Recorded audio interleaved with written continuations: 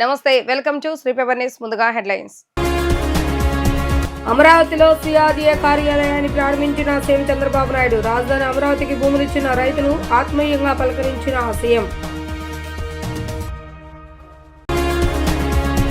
విశాఖలో AI data centre, open cable landing station ప్రారంభించిన మంత్రి నారా లోకేష్. ఐటీ రంగంలో హైదరాబాద్ కు దీటుగా విశాఖపట్నాన్ని అభివృద్ధి చేస్తామని వెల్లడి. నకిలీ మద్యం గుర్తించేందుకు ప్రత్యేక యాప్ ప్రారంభించిన ముఖ్యమంత్రి చంద్రబాబు నాయుడు. సీసాపై బార్ కోడ్ స్కాన్ చేస్తే పూర్తి వివరాలు వెల్లడి.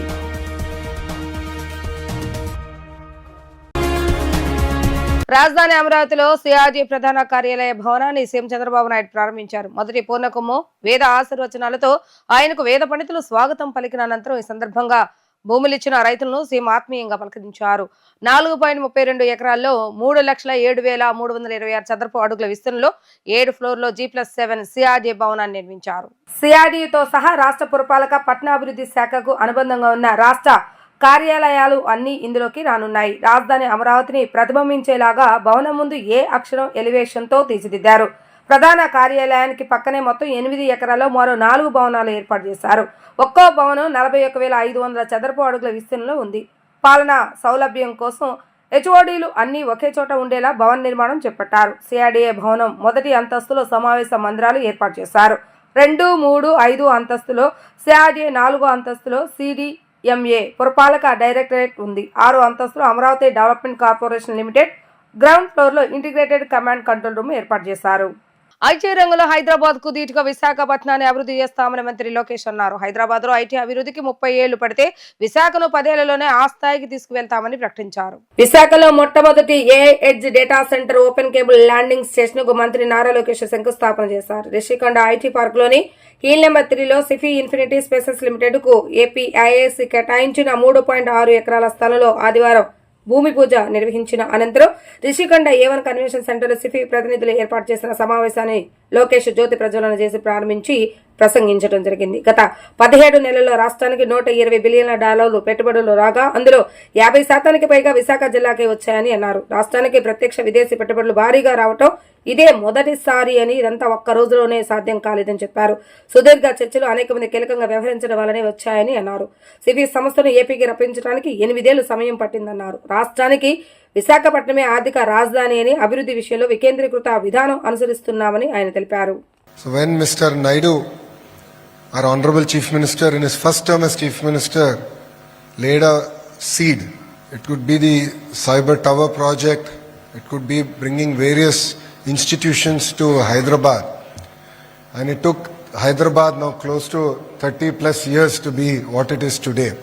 So I was telling Anand Raj Garu on the way here, I said, Kot Raj Garki, I was telling, what we will achieve here today, if you look at it, is we laid a foundation, and what Hyderabad took 30 years, we will actually take not more than 10 years to achieve here in Visakhapatnam.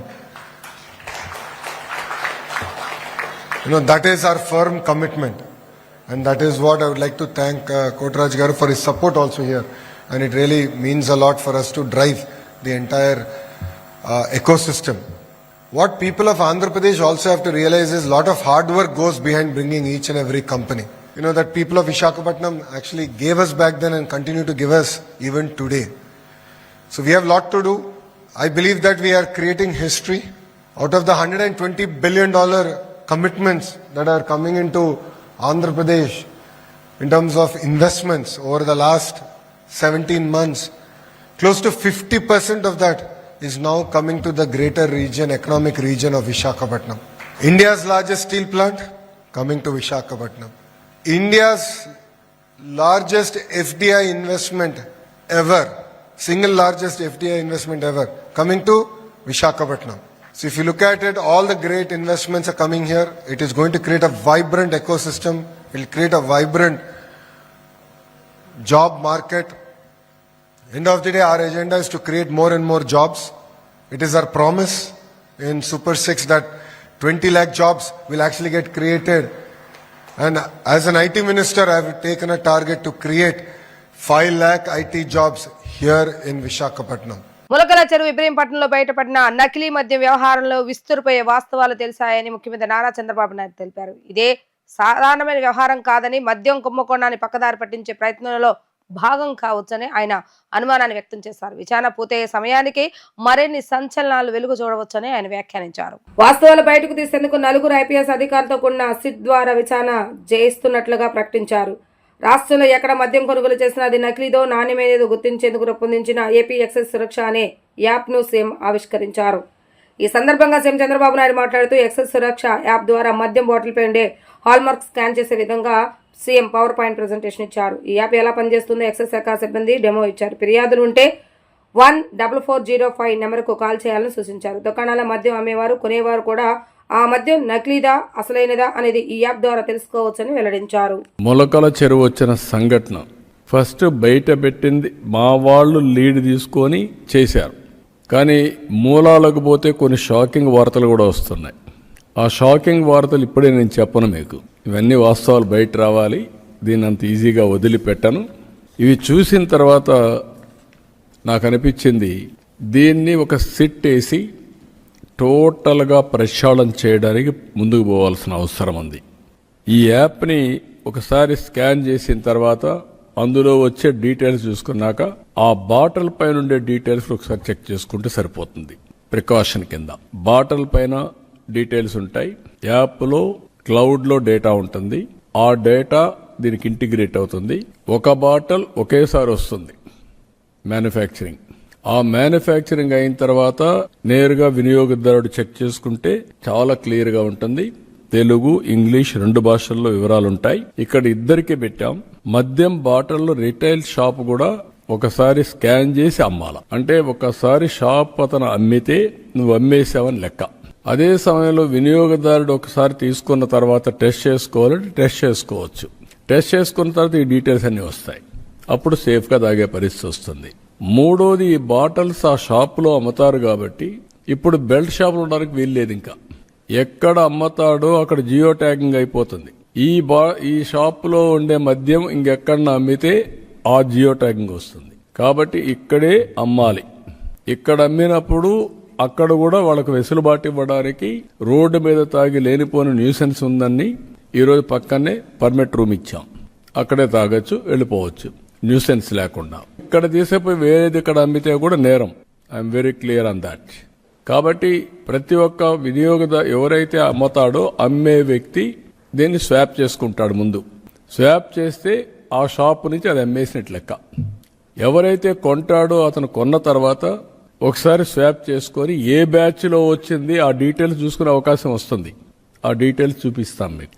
అప్పుడు ఇంకా doubt లేదు. పలాని రోజున manufacturing time కూడా ఉంటుంది దాంట్లో. Manufacturing day, time, batch, అదే మరి ఏ manufacturer ఏ ప్లేస్లో మ్యానుఫ్యాక్చర్ చేశారు, ఎవ్రీథింగ్ ఉంటుంది. ఇంకా ట్రేసబిలిటీ అండ్ సర్టిఫికేషన్ 2 ఉంటాయి. సర్టిఫికేషన్ అంటే క్వాలిటీ సర్టిఫికేషన్, ట్రేసబిలిటీ అంటే ఎక్కడి నుంచి వచ్చింది. ఇది ఇక్కడ అమ్మకుండా వేరేది ఇక్కడ అమ్మితే నువ్వు ఎందుకు అమ్మావు, నువ్వు అమ్మాల్సింది ఆ షాపులో, అది కూడా జియో ట్యాగింగ్ ఉంటుంది. ఎక్కడ అమ్మావో అక్కడి నుంచి. ఇప్పుడు పెన్షన్లు ఇస్తున్నాం. మార్నింగ్ నాకు తెలిసిపోతుంది ఎక్కడిచ్చాడు. ఇంటి దగ్గర ఇచ్చాడా, వర్క్ ప్లేస్ అంటే నరేగా పనులు చేసి అక్కడ ఇచ్చాడా, హాస్పిటల్లో ఉంటే హాస్పిటల్లో ఇచ్చాడా, లేకపోతే వృద్ధాప్య హాస్టల్లో ఉంటే అక్కడ ఇచ్చాడా, దివ్యాంగులు ఉంటే ఎక్కడ హాస్టల్లో ఉంటే అక్కడ ఇచ్చారా, అన్ని డీటెయిల్స్ వస్తాయి. Same thing, they are eligible only to sell from shop. No belt shop is allowed. Belt shop లో గాని అమ్మితే బెల్ట్ తీస్తాం. I'm very clear. అందుకే ఈ యాప్ ఉపయోగపడుతుంది. జీఎస్టీ ధరలు తగ్గడం వల్ల సూపర్ జీఎస్టీ, సూపర్ సేవింగ్స్ పేరుతో ప్రచార కార్యక్రమం జరుగుతుందని, అన్ని రకాల సరుకుల ధరలు తగ్గడం ద్వారా పేద మధ్యతరగతి ప్రజలకు ఆదాయం ఆదా అవుతుందని ఎన్టీఆర్ జిల్లా కలెక్టర్ లక్ష్మీ షా చెప్పారు. ఒక్క ఎన్టీఆర్ జిల్లాలోని నెలకు 250 కోట్లు ప్రజలకు ఆదా అవుతుందని, అన్ని రంగాల వారిని ఇందులో భాగస్వామ్యం చేసే ప్రజలకు తేచన్నిస్తామని అన్నారు. ఈ నెల 13 నుంచి వారం రోజుల పాటు నగరంలోని పున్నమి ghat great Andhra shopping festival కార్యక్రమం వాల్ పోస్టర్ను జిల్లా ఉన్నత స్థాయి అధికారులు ఆవిష్కరించారు. ఈ సందర్భంగా కలెక్టర్ లక్ష్మీ షా మాట్లాడుతూ ఇటు వ్యాపారులకు అటు వినియోగదారులకు ఎంతో మేలు జరుగుతుందని అన్నారు. జీఎస్టీ సంస్కరణలతో జిల్లా ప్రజలకు 250 కోట్ల నుంచి 300 కోట్ల వరకు ఆదా అవుతుందన్నారు. జీఎస్టీపై అవగాహన కల్పిస్తూ మన సంస్కృతి సాంప్రదాయాలు ప్రతిబింబించేలాగా సాంస్కృతిక కార్యక్రమాలు నిర్వహించడం జరుగుతుందని ఆయన తెలిపారు. విజయవాడలో ఉన్న వ్యాపారులు ఈ ఫెస్టివల్లో స్టాల్స్ ఏర్పాటు చేయాలని పిలుపునిచ్చారు. ప్రతిరోజు డిస్కౌంట్స్ ప్రకటించడంతో పాటు లక్కీ డ్రాలు కూడా ఉంటాయని చెప్పారు. లాస్ట్ 1 మంత్ నుంచి సూపర్ జిఎస్టీ సూపర్ సేవింగ్ కాన్సెప్ట్తో రాష్ట్ర వ్యాప్తంగా కాకుండా దేశవ్యాప్తంగా ఒక క్యాంపెయిన్ జరుగుతుంది. దీని ముఖ్య ఉద్దేశం ఏంటంటే మీకు అందరికీ తెలుసు, జిఎస్టీ మనం కొనే ప్రతి ఒక్క వస్తువుల మీద, అది ఒక కన్జ్యూమర్ గుడ్స్ కావచ్చు, లేదా ఎలక్ట్రానిక్ గుడ్స్ కావచ్చు, లేదా ఫుడ్ ఐటమ్ కావచ్చు, లేదా క్లాత్ కావచ్చు, ఏం తీసుకున్నా కూడా దాని మీద జిఎస్టీ ఉండేది. ఆ జిఎస్టీని ఎప్పుడు లేనంత విధంగా తగ్గించి గవర్నమెంట్ ఆఫ్ ఇండియా నుంచి ఉత్తర్వులు రావడం, దాన్ని ఇంప్లిమెంట్ చేస్తున్నప్పుడు దాని ఇంపాక్ట్ ఏంటి, ఎంతవరకు అది ఉపయోగపడుతుంది అనేది ఆ ప్రజలకు తెలియజేయాలి. దాని గురించి వీళ్ళకి అవగాహన క్రియేట్ చేయాలని ఈ కార్యక్రమం చేపడుతున్నాము. ఒక చిన్న అంకిఅంశాలు చూసుకుంటే, ఇప్పుడు ఏదైతే సూపర్ సేవింగ్ సూపర్ జిఎస్టీ ద్వారా మన రాష్ట్రంలో ఆంధ్రప్రదేశ్లోనే దాదాపుగా 8,000 కోట్ల రూపాయలు జిఎస్టీ అమౌంట్ పబ్లిక్కి సేవ్ అవుతుంది. అంటే వాళ్ళ పాకెట్లో అది మిగులుతుంది. మీకు తెలుసు 8,000 కోట్ల రూపాయలు అంటే ఎంతో. ఇది మన జిల్లా వరకు వస్తే యావరేజ్గా తీసుకున్నా కూడా దాదాపు 250 నుంచి 300 కోట్ల రూపాయలు పబ్లిక్ పాకెట్లో ఇది మిగిలే డబ్బు ఇది. సో ఇటువంటి ఒక మంచి సేవింగ్ స్కీమ్ని ఏదైతే ఉందో దీన్ని సెలబ్రేట్ చేయాలి. అలాగే దీని గురించి అవేర్నెస్ క్రియేట్ చేయాలని మనము మంత్ లాంగ్ క్యాంపెయిన్ టేకప్ చేసాము. దీంట్లో స్కూల్స్, కాలేజెస్, సచివాలయాలు, అలాగే హాస్పిటల్స్, ఈ ఫార్మసిటికల్ రంగాల్లో ఏదైతే ఉన్నారో మెడికల్ జాబ్స్, ప్రతి ఒక్కరిని మమేకం చేసి, ఈవెన్ మీడియా మిత్రులను కూడా మమేకం చేసి ఈ కార్యక్రమం చేపడుతున్నాము. ఇప్పటికే ఆల్రెడీ 3 వీక్స్ అయిపోతున్నాయి. దాంట్లో మీ అందరి సహకారము చాలా వరకు చాలా మంచిగా అందజేశారు. ఇదే సహకారాన్ని కంటిన్యూ చేస్తూ వచ్చే వారం ఏదైతే ఉందో 13వ తారీఖు నుంచి 19వ తారీఖు వరకు Amaravati shopping festival super saver super GST కాన్సెప్ట్తో విజయవాడలో ఒక ఎన్టీఆర్ జిల్లా ఆధ్వర్యంలో ఒక షాపింగ్ ఫేర్ ఏదైతే ఫెస్టివల్ని కూడా సెలబ్రేట్ చేయబోతున్నాం. ఈ షాపింగ్ ఫెస్టివల్కి ఈ ఎవరైతే బిజినెస్ పీపుల్ ఉన్నారు, ఎంటర్ప్రెనర్స్ ఉన్నారు, ట్రేడర్స్ ఉన్నారు, అలాగే రియల్ ఎస్టేట్ పీపుల్ వీళ్ళందరూ వచ్చి వాళ్ళ వింగ్లో వాళ్ళ సెక్టర్లో ఎంతవరకు జిఎస్టీ తగ్గించడం జరిగింది, ఆ జిఎస్టీ తగ్గడం వల్ల ఎంతవరకు పబ్లిక్కి బెనిఫిట్ అవుతుంది అనే దాన్ని ఈ షాపింగ్ మాల్లో వాళ్ళు ప్రొజెక్ట్ చేయొచ్చు, అవేర్నెస్ క్రియేట్ చేయొచ్చు. వాళ్ళ వస్తువులను కూడా ఇక్కడ ట్రేడ్ కూడా చేసుకోవచ్చు. Yogasana sports association of Andhra Pradesh ఆధ్వర్యంలో ఇటీవల విజయవాడలో నిర్వహించిన 6వ జాతీయ జూనియర్ సీనియర్ సి యోగాసన ఛాంపియన్షిప్ తమలో కొత్త ఉత్తేజాన్ని, ప్రోత్సాహాన్ని నింపిందని, అదే రీతిలో అమరావతి కేంద్రంగా యోగా అకాడమీ ఏర్పాటు చేసేందుకు సన్నాహాలు చేస్తున్నట్లుగా రాష్ట్ర యోగాసన స్పోర్ట్స్ సంఘం అధ్యక్షుడు గొట్టిపాటి వెంకట రామకృష్ణ ప్రసాద్ తెలిపారు.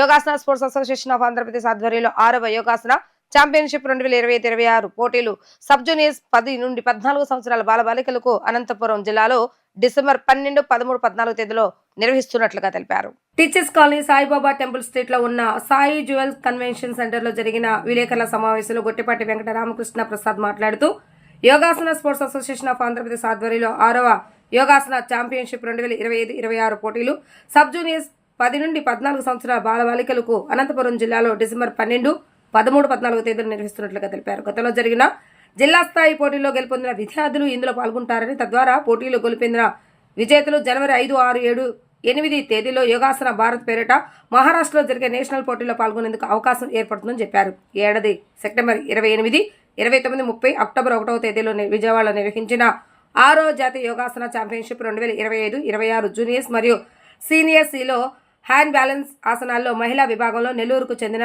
పి ప్రసన్నకు స్వర్ణం, తిరుపతి జిల్లా శ్రీకాళహస్తికి చెందిన ఏ సుజాతకు రజత పథకం లభించాయన్నారు. అలాగే ఛత్తీస్గఢ్లో సెప్టెంబర్ 13, 14, 15, 16వ తేదీలో నిర్వహించిన సీనియర్ ఏ మహిళా విభాగంలో విజయవాడకు చెందిన శిరీషకు ప్రథమ బహుమతి వచ్చిందన్నారు. Yogasana sports association of Andhra Pradesh యొక్క ఆధ్వర్యంలో మొట్టమొదటిసారిగా అమరావతిలో ఒక జాతీయ స్థాయి యోగాసన పోటీలు నిర్వహించడం జరిగింది. అవి కూడా అధికారికంగా నిర్ధారించబడినటువంటి సంస్థ. జాతీయ సంస్థతో యోగాసన భారత్తో కలిసి ఒక పెద్ద ఎత్తున సుమారు 1,500 మంది క్రీడాకారులు కానీ, మేనేజర్లు కానీ, సుమారు 30 రాష్ట్రాల నుంచి వచ్చినటువంటి ఈవెంటు గత నెల 27వ తారీఖు నుంచి 1వ తారీఖు వరకు ఆంధ్రప్రదేశ్ అమరావతిలో ఏర్పాటు చేయడం జరిగింది. అద్భుతమైనటువంటి విజయం కూడా సాధించడం జరిగింది మీ అందరి యొక్క సహకారంతో. ఈ రాష్ట్రంలో మహిళలు ప్రత్యేకించి యోగాసన పోటీల్లో పాల్గొనడం ద్వారా 2 మెడల్స్ని సాధించడం జరిగింది. వారిని అధ్యక్షురాలు వారు మీకు పరిచయం చేస్తారు. ఒక బంగారు పథకాన్ని, అదేవిధంగా ఒక రజత పథకాన్ని కూడా సాధించడం జరిగింది.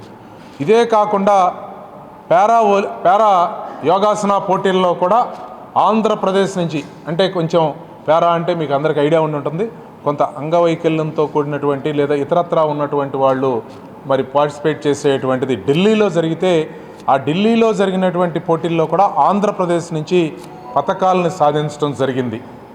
అంతేకాదు రేపు 13వ తారీఖు నుంచి 17వ తారీఖు వరకు national police yogasana sports competitions అంటే జాతీయ స్థాయి పోలీసు యోగాసన కాంపిటీషన్స్ కూడా ఇక్కడే ఏర్పాటు చేయడం జరిగింది. అది కూడా ఆంధ్రప్రదేశ్ యోగాసన అసోసియేషన్ యొక్క ఆధ్వర్యంలో, స్పోర్ట్స్ అసోసియేషన్ యొక్క ఆధ్వర్యంలో ఏర్పాటు చేయడం జరిగింది. రేపు డీజీపీ గారి ఆఫీస్లో ఉదయం 10 గంటలకి అది ప్రారంభమవుతుంది. సరే, వేదికలు వివిధ రకాలుగా నాగార్జున యూనివర్సిటీలో వీటిలోనూ దాన్ని ఏర్పాటు చేయడం జరిగింది. అది 13 నుంచి 17 దాకా కేవలం పోలీసు వారి అందరం కూడా దేశంలో ఉన్న పోలీసు వారందరూ కూడా పార్టిసిపేట్ చేసే యోగాసన కాంపిటీషన్స్ కూడా జరుగుతూ ఉన్నాయి. మొన్న సెప్టెంబర్ 28 నుంచి అక్టోబర్ 1 వరకు జరిగినటువంటి junior and senior C category national ఛాంపియన్షిప్లో ఒక గోల్డ్ మెడల్ రావడం జరిగింది. Please come on to the dais అమ్మ.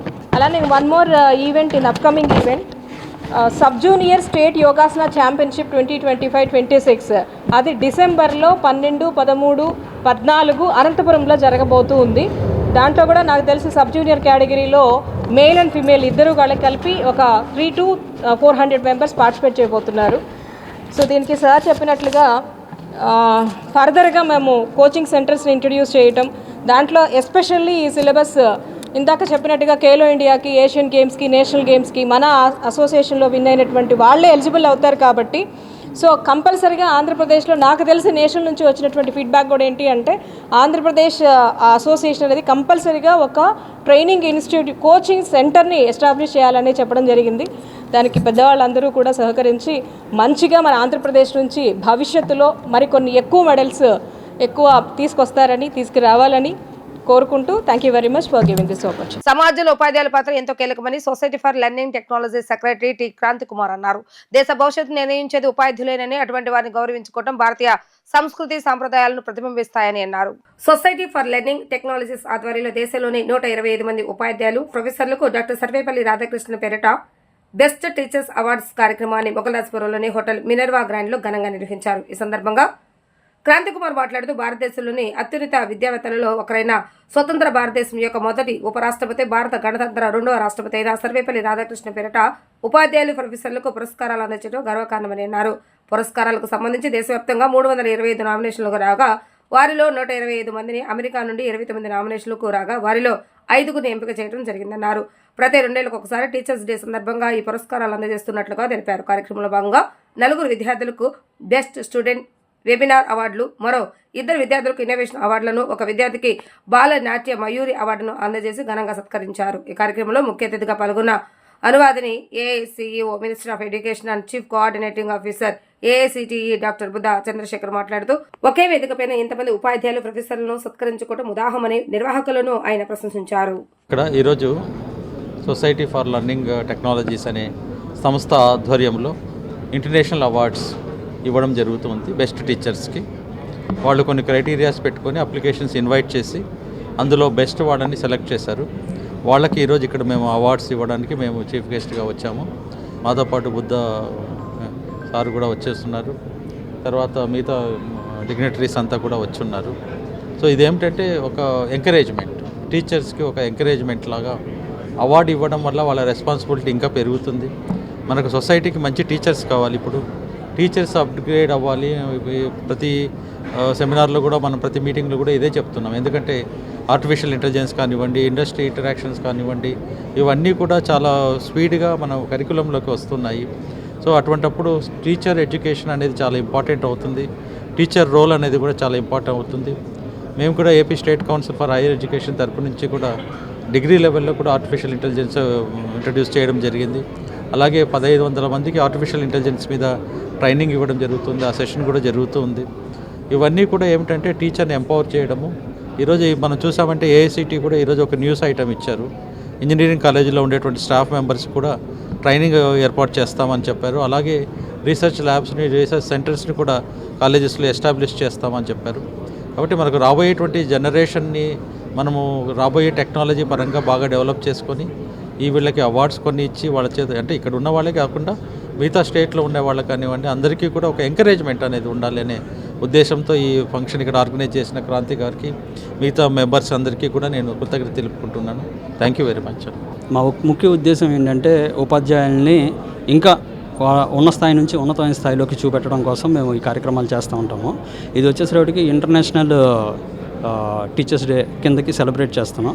కాకపోతే ఇక్కడ ఏం చేసామంటే కొంతమందికి life time achievement awards, Sarvepalli Radhakrishnan గారిది లైఫ్ టైమ్ అచీవ్మెంట్స్ అవార్డ్స్ ఇవ్వడం జరిగింది. అదేవిధంగా సర్వేపల్లి రాధాకృష్ణ గారిది బెస్ట్ టీచర్ అవార్డ్స్ ఇవ్వడం జరిగింది. 325 నామినేషన్స్ వచ్చినాయి ఇండియా వైడ్లో. అండ్ ఫారెన్ కంట్రీస్ తరఫున ఒక 29 నామినేషన్స్ వచ్చినాయి. ఇండియాలో మేము 120 మెంబర్స్ని సెలెక్ట్ చేయడం అనేది జరిగింది. అండ్ ఫారెన్ కంట్రీస్ నుంచి 5 మెంబర్స్ని సెలెక్ట్ చేయడం జరిగిందండి. వాళ్ళందరూ ఇక్కడికి రావడం అనేది మేము చాలా గొప్ప అవకాశంగా భావిస్తున్నాం. ఎందుకంటే ఒక ఉపాధ్యాయుని సత్కరిస్తున్నాము అని అంటే దేశాన్ని సత్కరిస్తున్నట్టేనండి. ఆంధ్రప్రదేశ్ రాష్ట్రం నందు జనగణనలో కులగణన శాస్త్రీయ పద్ధతిలో జరగాలని రాజ్యసభ సభ్యులు బేద మస్తానరావు అన్నారు. మీరు ఎంతో మీకు అంత, మేము ఎంతో మాకు అంత అనే సోదర భావంతో మాకు చెందాల్సిన వాటాలను హక్కులను మాకు కేటాయించాలని అన్నారు. విజయవాడ తాడేపల్లి వారధి దగ్గర ఓ ఫంక్షన్ హాల్లో ఆల్ ఇండియా ఓబీసీ సెమినార్ కార్యక్రమం జరిగింది. ఈ కార్యక్రమానికి ముఖ్య అతిథులుగా రాజ్యసభ సభ్యులు బేద మస్తానరావు, ఓబీసీ నాయకులు పాల్గొన్నారు. ఈ సందర్భంగా మస్తానరావు తదితరులు మాట్లాడుతూ చట్టపరమైన రిజర్వేషన్ అమలు కొరకు నోడల్ మానిటరింగ్ వ్యవస్థను ఏర్పాటు చేయాలని, ప్రైవేట్ రంగంలో నడిచే అన్ని సంస్థలలో రిజర్వేషన్ చట్టాన్ని అమలు చేయాలి, వాటి వివరాలను సంస్థల నోటీసు బోర్డులో పెట్టాలి, ఆర్టీఐ యాక్ట్ పరిధిలో ఉంచాలని, ఈ సమాజంలో బీసీలకు రాజకీయ, సాంఘిక, ఆర్థిక వనరులు అన్నింటిలోనూ 55% ప్రాతినిధ్యం కల్పించాలని, పొరుగు రాష్ట్రాలైన కర్ణాటక, తెలంగాణ, తమిళనాడు బీసీ కులగణన జరిగాయని అన్నారు. తెలంగాణ ప్రభుత్వం 42% స్థానిక సంస్థల ఎన్నికలలో బీసీ కులాలకు మైనార్టీలు కాకుండా కేటాయించారు. ఇదే విధమైన కార్యాచరణ మన రాష్ట్రంలోనూ జరగాలని అన్నారు. బీసీ కార్పొరేషన్లో చైర్మన్లుగా, డైరెక్టర్లుగా అవకాశం కల్పించిన ఆంధ్రప్రదేశ్ రాష్ట్ర ప్రభుత్వం చర్య చాలా సంతోషకరం. కానీ నిధులు తప్పకుండా జనాభా ఆధారంగా కేటాయించాలి. బీసీ కులాలో 1 లక్ష లోపు జనాభా ఉన్న కులాలకు ఏబీసీ ఏర్పాటు చేసి వాటికి నిధులు కేటాయించాలని, 1 లక్ష 5 లక్షల లోపు మధ్య ఉన్న జనాభా కులాలు కార్పొరేషన్లకు 20 కోట్లు నిధులు కేటాయించాలని అన్నారు. 5 లక్షలు 10 లక్షల మధ్యలో ఉన్న జనాభా కులాల కార్పొరేషన్లకు 20 కోట్ల నుంచి 50 కోట్ల వరకు నిధులు కేటాయించాలని, అదేవిధంగా 10 లక్షల పైన జనాభా కలిగిన కులాల కార్పొరేషన్కు 50 కోట్ల నుంచి 150 కోట్ల వరకు నిధులు కేటాయించాలని, మన సోదరులైన కాపు కార్పొరేషన్ వారికి 2000 కోట్లు కేటాయించారు. అదేవిధంగా ఆంధ్రప్రదేశ్ రాష్ట్ర గౌరవ ముఖ్యమంత్రి నారా చంద్రబాబు నాయుడుకి మరియు ఉప ముఖ్యమంత్రి కొణిదెల పవన్ కళ్యాణ్కి ఈ విధమైనటువంటి నిధులు కేటాయింపు కొరకు మనవి చేసుకుంటున్నామని అన్నారు. ఈ కార్యక్రమంలో రాష్ట్రంలోని అన్ని జిల్లాల నుండి ఓబీసీ నాయకులు పాల్గొన్నారు. బీసీలకు ముఖ్యంగా ఎక్కడ అన్యాయం జరుగుతుందంటే రిజర్వేషన్స్ పదోన్నతులు లేవు. రిజర్వేషన్లు ఇస్తున్నారు, 27% రాజ్యాంగపరంగా కేంద్ర ప్రభుత్వం వస్తే 22% ఇచ్చున్నారు. కానీ దానికి ఆ రవంతులో కూడా ఏంటంటే అక్కడే ఆగిపోతున్నారు. ఏ జాబ్ వస్తే ఆ జాబ్లో పదోన్నతులు లేకుండా ప్రమోషన్లు ఆగిపోవడమే కాకుండా ఈరోజు మనం చూస్తే గవర్నమెంట్ జాబ్స్ తగ్గిపోయినాయి, అన్నీ కూడా ప్రైవేటీకరణ అయిపోయింది. ప్రైవేటీకరణలో ఓబీసీలకు రిజర్వేషన్లు ఇవ్వాలి. ఓబీసీలకు రిజర్వేషన్లు ఇస్తున్నారనేది ఈ పరిశ్రమలు అనేవి కూడా ఆర్టీఐ చట్టం ప్రకారం కూడా అడిగితే సమాధానం చెప్పేటువంటి పరిస్థితి గవర్నమెంట్ కలగజేయాలి అని కూడా ఈ సందర్భంగా తెలియజేసుకుంటున్నాం. ఓబీసీల యొక్క పిల్లల యొక్క భవిష్యత్తు బాగుండాలంటే విద్యలో కానీ పారిశ్రామిక పైకి రావడం చాలా అవసరం. అందుకే మన ఢిల్లీలో ఈ నెల అక్టోబర్ 7వ తారీఖున OBC chamber of commerce and industry అని కూడా ఒకటి స్థాపించడం జరిగింది. గతంలో దళిత్ ఛాంబర్ ఆఫ్ కామర్స్ పెట్టి చాలా విజయవంతంగా జరుగుతూ ఉంది. అదే లైన్లో వాళ్ళ యొక్క సహకారం కూడా తీసుకొని దీన్ని ఏర్పాటు చేసాం. నేను కూడా దాంట్లో పాల్గొన్నాను. దాని ముఖ్య ఉద్దేశం ఓబీసీల యొక్క పిల్లలు పారిశ్రామిక పైకి రావడానికి వాళ్ళ సూచనలు, సలహాలు, ట్రైనింగు, వాళ్ళకి నిధులు ఏ విధంగా సమకూర్చుకోగలం అన్నింటినీ కూడా ఆలోచించి వాళ్ళ సహాయం చేయడం ఖచ్చితంగా ఇది మంచి కార్యక్రమం. ఈ విధంగా ఈరోజు స్వయాన ప్రధానమంత్రి గారే ఒక ఓబీసీ కాబట్టి ఆయన ఓబీసీలకు అన్ని విధాలు సహకరించడానికి ఆయన కూడా ఎంతో తాపత్రయం చూపిస్తున్నారు. భారతదేశంలో బీసీల శకం మొదలైంది. ఎస్సీ ఎస్టీ కమిషన్తో పాటు ఎప్పుడైతే బ్యాక్వర్డ్ క్లాస్ కమిషన్కి రాజ్యాంగబద్ధమైనటువంటి హక్కులు కల్పించారో, తొలి అడుగు నరేంద్ర మోడీ గారు ప్రధాని అయిన తర్వాత బీసీల హక్కులు రాజ్యాంగబద్ధంగా సంక్రమించేటటువంటి ఒక అస్త్రాన్ని ఈ దేశంలో ప్రవేశపెట్టడం జరిగింది. తద్వారా జరగబోయేటటువంటి రెండో పెద్ద పరిణామం ఏంటంటే, ఎప్పటి నుంచో దాదాపుగా 5-6 దశాబ్దాల నుంచి కూడా అడుగుతున్నటువంటి బీసీ జనగణాంకాలు ఏవైతే ఉన్నాయో జరపాలన్నారు. అది ప్రభుత్వం తీసుకోవడం అన్నది రెండవ సంబంధించిన విషయం. మూడో అంశం ఏంటంటే, ప్రభుత్వ రంగ సంస్థల్లో ఉన్నటువంటి ఉద్యోగాలతో పాటు ప్రభుత్వ సంస్థల ద్వారా ఫైనాన్స్ జరిపేటటువంటి అన్ని పరిశ్రమల్లోనూ కూడా ఈ ప్రభుత్వ పరంగా ఉండేటటువంటి రిజర్వేషన్ల యొక్క అమలు విషయం అమలు చేయాలనేది ఇది 3వ అంశం. 4వ అంశం ఏంటంటే బీసీలు కూడా ఎస్సీ ఎస్టీల యొక్క స్థాయికి సమానంగా ఉన్న కారణంగా దాన్ని పరిగణలోకి తీసుకోకుండా ఎస్సీ ఎస్టీ అట్రాసిటీస్ యాక్ట్ని బీసీల మీద ఆపరేట్ చేస్తున్న కారణంగా అనేక మంది అనేక చోట్ల ఎదుగుతున్న బీసీల మీద ఎస్సీ చట్టాన్ని వాడటం వల్ల ఇబ్బంది పడే పరిస్థితి ఉంది. కాబట్టి దాన్ని తొలగించాలనేటటువంటి ఒక ప్రధానమైన అంశం కూడా ఇవాళ బీసీ సంఘాల నుంచి వచ్చే పరిస్థితి ఉంది. ఇవాళ తాజా పరిస్థితుల్లో మొన్న జరిగినటువంటి ఉపరాష్ట్రపతి ఎన్నిక కానీ ఈ రాష్ట్రంలో మాకు వచ్చినటువంటి మొన్న బీజేపీ తరపు వచ్చిన 4 ఎంపీలు కూడా ప్రత్యేకంగా బీసీలకే కేటాయించడం జరిగింది. కాబట్టి బీసీల యొక్క రాజ్యాధికారం పెరిగేటువంటి పరిస్థితి ఉంది. ఆ రకంగానే సామాజికంగా వండుకున్నటువంటి స్థానిక సంస్థల్లో కూడా బీసీల యొక్క భాగస్వామ్యం పెరగాలి.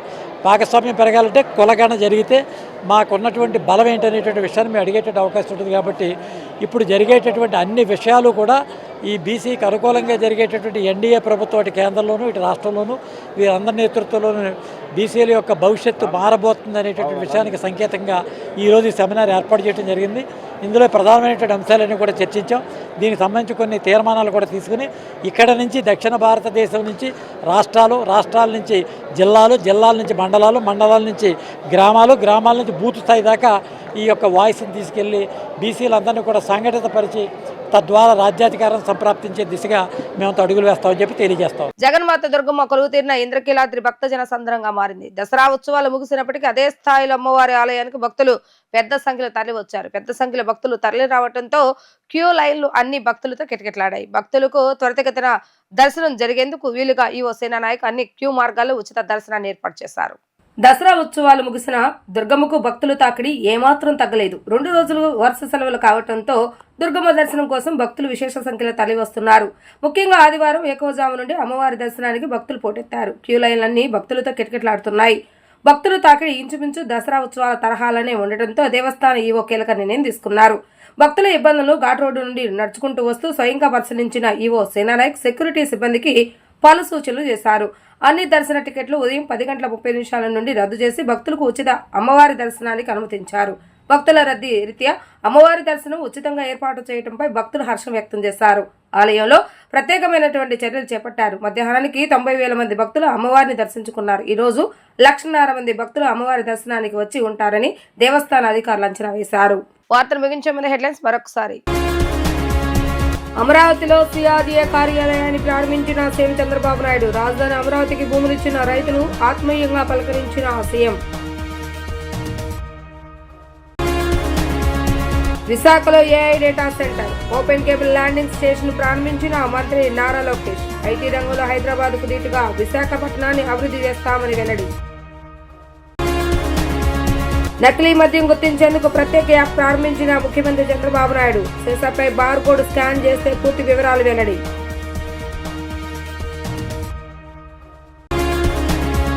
ఇవి రోజు వార్తా విశేషాలు. మరలా తిరిగి ప్రసారమయ్యే వార్తలు మళ్ళీ కలుద్దాం. అందరికీ సెలవు. నమస్కారం.